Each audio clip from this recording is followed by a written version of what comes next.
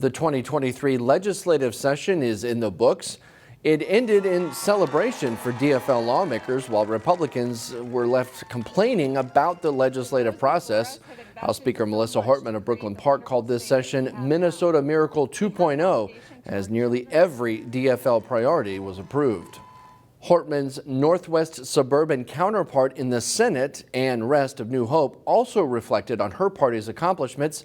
I had the chance to talk with her in today's Newsmakers segment. It seems like this week's been a lot of celebration. Indeed. A reflection, but also celebration. Is that a good way to characterize this? I think it is, and it's a celebration of Minnesota's children and families. And in every single piece of legislation, you can see that the governor and the legislature put them first. And I think that's going to mean a lot to my constituents. Looking back at the beginning of this session and knowing the way the power structure was laid out, did you think that it would be like this? Did you think that there are a lot of goals and a lot of things that the DFL in particular wanted to accomplish? Did you think that this would really happen? I didn't think we would have fulfilled such a complete agenda as we have, and also managed to end on time.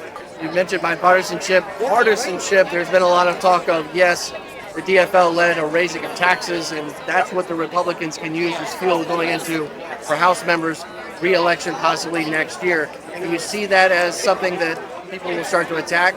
DFL, senators, House members as well? Well, they certainly can't say that about the tax committee. We have the most bipartisan group in the legislature, in the Senate, and we work together.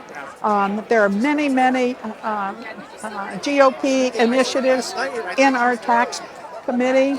The two members of the Republican Party who are on the tax committee worked very closely with me. They were excluded from nothing in terms of bringing that bill together.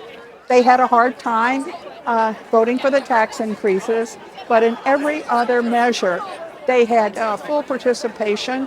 That's the way I run a committee, and that's the way it's going to be next year as well.